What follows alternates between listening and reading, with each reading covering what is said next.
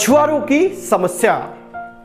जापानी लोगों को मछलियां बहुत प्रिय होती हैं। उनके भोजन का अभिन्न अंग होती है मछलियां और उन्हें ताजी मछलियां खाना बहुत पसंद होता है। लेकिन जापानी मछुआरे तटों पर मछलियों का अभाव होने के कारण समुद्र के बीच में जाकर मछलियां पकड़ते हैं और उन मछलियों को जब वो वापस लेके आते हैं तो बहुत देर हो जाती है, जिसके कारण वो मछलियां बासी हो जाती हैं और लोग उन मछलियों को खाने से और लेने से कतराने लगते हैं। इस समस्या का समाधान करने के लिए सारे मछुआरे अपनी बोट पर एक फ्रीजर लगवा लेते हैं। वो उन मछलियों को पकड़ते हैं और फ्रीजर में डाल देते हैं, जिससे लंबे समय तक वो मछलियां ताजी होती हैं। लेकिन फिर भी लोग उन फ्रीजर में रखी हुई मछलियों को लेने के बाद स्वतंत्र जल में विहार करने वाली मछलियों में और इन फ्रीजर की मछलियों में अंतर ढूंढ लेते हैं, क्योंकि ये फ्रीजर में रखी हुई मछलियां ताजे जल में विहार करने वाली मछलियों इतनी स्वादिष्ट नहीं लगती और फिर से लोग उन मछलियों को लेने से कतराने लगते हैं। फिर मछुआरों के सामने समस्या आन खड़ी होती है। इस समस्या का समाधान करने के लिए मछुआरे लोग एक तरकीब निकालते हैं और सारे मछुआरे अपनी अपनी बोट पर एक फिश टैंक बैठवा लेते हैं। वो मछलियां पकड़ते हैं और फिश टैंक में डाल देते हैं। इस प्रकार ताजे पानी में रखी हुई मछलियों की तरह वो मछलियां किनारों पे आने लगती है। लेकिन फिर से लोग उन ताजे फिश टैंक की मछलियां और स्वतंत्र पानी में विहार करने वाली मछलियों में अंतर ढूंढ लेते हैं, क्योंकि फिश टैंक में रखी हुई मछलियां कुछ देर उस टैंक में विहार तो करती हैं, लेकिन कम जगह होने के कारण वो एक किनारे में जाकर बैठ जाती हैं, बेजान सी, नीरस सी। उनकी सांसें तो चलती होती हैं, लेकिन वो इधर उधर हलचल नहीं करती और लोग इस अंतर को भाप लेते हैं।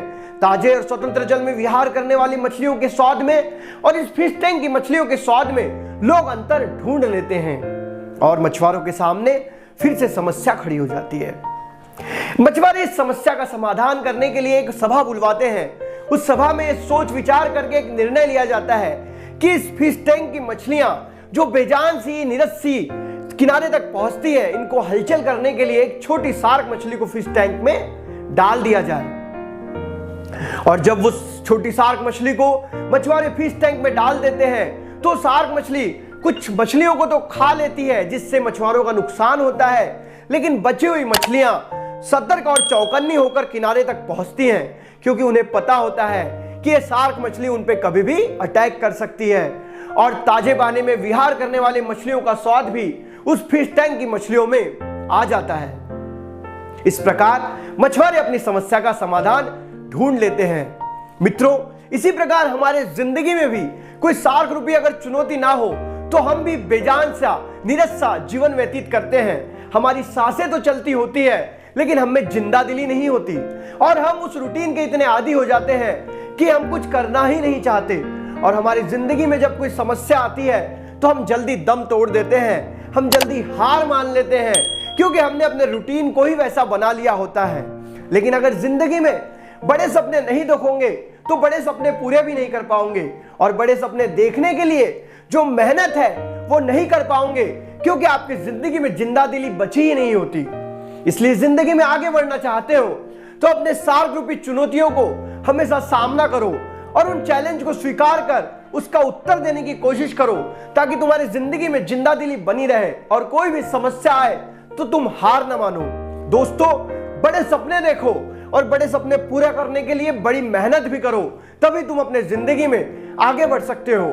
निरस्ता और बेजान सा जीवन जीकर क्या करोगे? स्वामी विवेकानंद ने कहा है, जिस व्यक्ति के जीवन में ध्येय नहीं होता उसका जीवन मृत समान है। इसलिए अपनी जिंदगी में एक ध्येय बनाओ और उस ध्येय के लिए आगे बढ़ते रहो।